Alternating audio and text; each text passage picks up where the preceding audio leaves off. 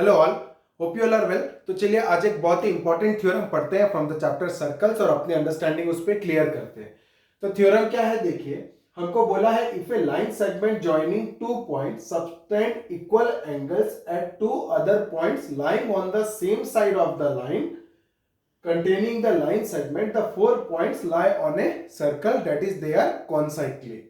तो इतना बड़ा स्टेटमेंट है, पहले हम लोग इसको पार्ट पार्ट करके समझते हैं। देखिए सबसे पहले हमको बोला है कि आप एक सर्कल बनाओ, ठीक है। मैंने एक सर्कल बना दिया। अब देखिए मतलब यहां पर पहले मैंने बनाया एक सर्कल बनाया, फिर ये क्या बोल रहा है, if a line segment joining two points, if a line segment joining two points. तो मान के चलिए मैं ए बी एक लाइन सेगमेंट बनाता हूं, ठीक है। A line segment joining two points, यहां तक क्लियर हो गया। If a line segment joining two points, ठीक है। अब नेक्स्ट स्टेटमेंट में चलते हैं, subtend equal angles at two other points lying on the same side of the line containing the line segment। तो क्या बोल रहा है कि ये जो लाइन सेगमेंट है, अगर हम लोग दो पॉइंट और लेते हैं on the same side of the line segment, मतलब अगर आप एक पॉइंट इधर ले रहे हो तो दूसरा पॉइंट भी सेम साइड में ही लेना है, अगर एक पॉइंट इधर ले रहे हो तो दूसरा पॉइंट भी सेम साइड में ही लेना है। तो एक बार और पढ़ते हैं, देखिए if a line segment joining two point subtend equal angles at two other points lying on the same side of the line segment, then the 4 points lie on a circle, then the 4 points lie on a circle। तो मान के चलिए मैं इधर एक point ले रहा हूं C और इधर एक पॉइंट ले रहा हूं मैं D, ठीक है। इधर एक पॉइंट ले रहा हूं मैं D। अब क्या हो गया, ये बोल रहा है कि if a line segment joining two points subtend equal angles at two other points, subtend equal angles at two other points, मतलब वो क्या बोल रहा है, अगर ये जो एंगल बना रहा है, ये जो एंगल बना रहा है, ये एंगल किससे इक्वल है, इससे इक्वल है, ठीक है। मतलब क्या कहना चाहता है, if a line segment joining two points, if a line segment joining two points subtend equal angles at two other points on the same side of the line segment, at two other points on the same side of the line segment, the 4 points lie on a circle, that is A B C D को हमको क्या prove करना है, they are concyclic, मतलब ये circle के ऊपर लाई करेंगे, ये सर्कल के ऊपर लाई करेंगे, ठीक है। तो हमको गिवन क्या दिया हुआ है, देखिए हमको गिवन सिर्फ दिया हुआ है क्या, A C B angle A C B is equal to A D B, ये हमको गिवन है। Angle A C B is equal to A D B मेरे को क्या है, गिवन है, ओके। अब हमको टू प्रूव क्या करना है, we have to prove that A, C, D, B are concyclic means they lie on the circle, they lie on the circle, ठीक है। अब हम चलते हैं किसमें, प्रूफ में। तो इधर एक कंस्ट्रक्शन करना पड़ेगा। कंस्ट्रक्शन क्यों करना पड़ेगा, देखिए हम ये वाले को हम जानते हैं कि ये सर्कल के ऊपर लाई करेगा, बट इसको हमको प्रूफ करना है। क्या करना है, प्रूफ करना है। तो हम क्या करेंगे, मेथड ऑफ कॉन्ट्राडिक्शन का हेल्प लेंगे। मेथड ऑफ कॉन्ट्राडिक्शन क्या बोलता है, चलो मान के चलते हैं कि ये जो पॉइंट डी है वो सर्कल पे लाई नहीं करता है, वो सर्कल पे लाई नहीं करता है, चलो मान के चलते हैं वो सर्कल पे लाई नहीं करता है। अगर वो सर्कल पे लाई नहीं करता है तो या तो वो सर्कल के बाहर लाई करेगा, ठीक है, या तो वो सर्कल के बाहर लाई करेगा, नहीं तो सर्कल के अंदर लाई करेगा। तो मान के चलिए मैं इधर देता हूं एक पॉइंट ई, ठीक है।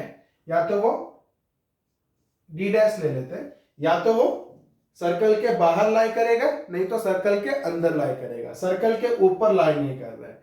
ये हम क्या कर रहे हैं, एज्यूम कर रहे हैं कि let us assume that the circle do not pass through D, the circle do not pass through D. अगर डी से पास नहीं करेगा तो हो सकता है या तो एक पॉइंट उसके बाहर से पास कर रहेगा सर्कल, नहीं तो अंदर से पास करेगा। ये हम एजम्पशन ले रहे हैं और ये अजम्पशन को हम लोग गलत प्रूफ करेंगे और बोलेंगे कि ये जो कॉन्ट्राडिक्शन हुआ ये हमारे गलत अजम्पशन लेने से हुआ। ठीक है, तो इसको हम लोग कैसे प्रूफ करते हैं देखिए। तो आप क्या करो, ये इसको ज्वाइन कर दो। ठीक है, ये हम लोग कंस्ट्रक्शन कर दे रहे क्या, और इसको ऐसे ज्वाइन कर दे रहे, ये कंस्ट्रक्शन हो गया, ये भी सेम कंस्ट्रक्शन हो गया।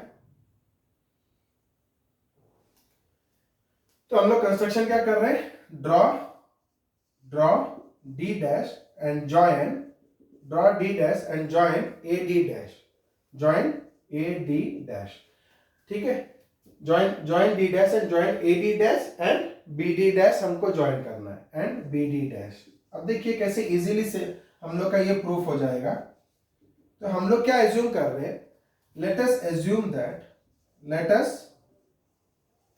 That the circle through ACB, the circle through BAC do not pass, B, A, C do not pass through D। हम मान के चलते हैं कि जो सर्कल आ रहा है BAC से वो D से पास नहीं कर रहा है, let it pass through D dash, let it passes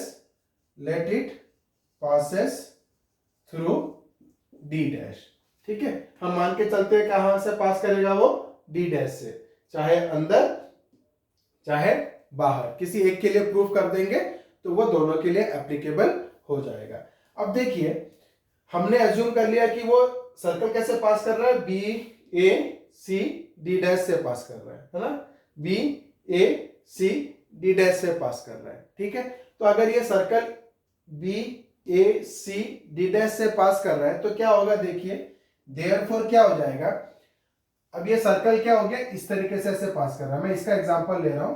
ठीक है, ये सर्कल क्या हो रहा है, इस तरीके से पास कर रहा है। तो देखिए ये AB हमारा सेगमेंट था, तो ये एंगल बन रहा है angle on the same segment, ये बन रहा है हमारा angle on the same segment, ये एंगल और ये भी एंगल। जब ये सर्कल D डैश से पास करेगा तो ये एंगल भी क्या हो रहा है, सेम सेगमेंट AB पे ही हो रहा है ना, AB पे ये एंगल भी है, AB पे ये एंगल भी है। देयरफॉर क्या हो जाएगा, हम लोग क्या लिखेंगे, एंगल AD डैश B। ठीक है, ये हम लोग इक्वेशन नंबर 1 ले रहे हैं। ठीक है, अब देखिए क्या हो जाएगा, एंगल ACB, कौन सा वाला, ये वाला एंगल ACB, वो किससे बराबर हो जाएगा, AD डैश B से, AD डैश B से, क्योंकि सर्कल अभी D से पास नहीं हो रहा है, हमने एज्यूम किया कहां से पास हो रहा है, D डैश से पास हो रहा है। तो क्या हो जाएगा, angle on the same segment, angle on the same segment. तो कितना हो जाएगा, AD डैश B एंगल से इक्वल हो जाएगा। ठीक है, इसको हम लोग ले रहे हैं इक्वेशन 2, और रीजन क्या दे रहे हैं, angles on the same segment are equal, angles on the same segment are equal. अब हम क्या लिखेंगे, फ्रॉम इक्वेशन 1 एंड 2, देखिए हमारा ACB किससे बराबर था, ACB गिवन में दिया था कि ADB से बराबर है ना। If a line segment joining 2 points subtend equal angles eight 2 other points lying on the same side of the circle. तो हमको गिवन में ऑलरेडी दे दिया था ACB किससे बराबर है, ADB से। और जब हमने बोला कि सर्कल D से पास नहीं करके कहां से पास कर रहा है, D डैश से पास कर रहा है, तो क्या बराबर हो गया, ACB किसके साथ सेम हो गया, AD डैश B के साथ। ठीक है, अब दोनों एक ही एंगल से सेम है, कौन सा, ACB ADB और AD डैश B, ये दोनों एंगल इस एंगल से सेम है। तो फ्रॉम इक्वेशन 1 एंड 2 क्या मिलता है, दोनों का LHS सेम हो गया, ACB, तो ये दोनों एंगल भी क्या हो जाएंगे, बराबर हो जाएंगे। तो क्या हो जाएगा देखिए, from equation 1 and 2 ADB angle is equal to क्या हो जाएगा, AD डैश B एंगल। कौन सा वाला angle, ADB angle AD dash B angle से सेम हो जाएगा, या AD डैश B एंगल से सेम हो जाएगा। तो अब देखिए ये वाला एंगल इससे सेम हो जाएगा बोल रहा है, और ये वाला एंगल भी इससे सेम हो जाएगा। तो ये सेम कैसे हो पाएगा, जब it is possible only if and if D and D dash coincide with each other, है ना। ये D डैश क्या हो जाएंगे, D के साथ कोइंसाइड करेंगे, तभी जाके ये कंडीशन ट्रू हो पाएगा, नहीं तो ट्रू नहीं हो पाएगा। कोइंसाइड मतलब क्या हो जाएंगे, दोनों एक दूसरे के ऊपर आ जाएंगे, डी डी डैश क्या हो जाएंगे, एक दूसरे के ऊपर आ जाएंगे। If they coincide with each other than this condition is possible. तो हम क्या लिखेंगे, but this is possible, but this is possible if and only if and only if d and d dash coincide, d and d dash coincide, तभी ये possible है, तभी ये possible है। therefore हम लोग क्या लिखेंगे, therefore हम लोग क्या लिखेंगे कि our contradiction, therefore our assumption is wrong, therefore our assumption that circle passes through d dash, circle passes through D dash is wrong, है ना। देयरफॉर क्या हो जाएगा, A C D B are concyclic, A C D B are concyclic, A C B D are concyclic. तो हमने देखा कि किस तरीके से इस क्वेश्चन को हमने क्या किया, द मेथड ऑफ कॉन्ट्राडिक्शन से हमने प्रूव किया। मैं एक बार समराइज करता हूं। हमको दिया हुआ था कि सेगमेंट जो ए बी है उसके अपोजिट में दो एंगल्स बराबर रहेंगे। अगर दो पॉइंट ले लोगे और वो दोनों के एंगल्स इक्वल हो जाए, वो दोनों के एंगल्स इक्वल हो जाए, मतलब देखिए ए बी से ये एंगल आया था और ए बी से ये एंगल आया था। अगर ये दोनों एंगल इक्वल हो जाते हैं तो ये चारों पॉइंट क्या हो जाएंगे, कोइंसाइक्लिक हो जाएंगे। चारों पॉइंट क्या हो जाएंगे, कोइंसाइक्लिक हो जाएंगे। अगर ये चारों पॉइंट कोइंसाइक्लिक हो जाते हैं तो वो हमको क्या करना था, सर्कल के ऊपर लाई करेगा, सर्कल के ऊपर लाई करेगा, ये हमको प्रूफ करना था। तो हमने एज्यूम किया कि मान के चलो वो डी से पास नहीं हो रहा है, डी डैश से पास हो रहा है, तो डी डैश या तो सर्कल के बाहर होगा या सर्कल के अंदर होगा वो पॉइंट, क्योंकि अभी तो डी से पास नहीं कर रहा है, तो या तो डी से ऊपर होगा या तो डी से नीचे होगा।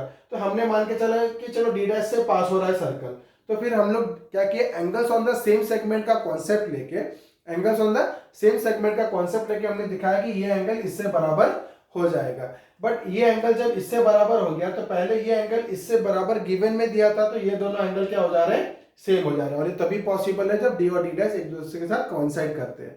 तो इस तरीके से हमारा एजम्पशन गलत हो जाता है और हम मेथड ऑफ कॉन्ट्रडिक्शन से इसको क्या कर सकते हैं, प्रूव कर सकते हैं। तो आगे के वीडियोस में हम और कुछ इंटरेस्टिंग क्वेश्चंस आपके लिए लेके आएंगे और आपकी अंडरस्टैंडिंग उस पर क्लियर करेंगे। तो अभी के लिए इतना ही, बने रहिए मेरे साथ मेरे आगे वीडियोस के लिए। Thank you.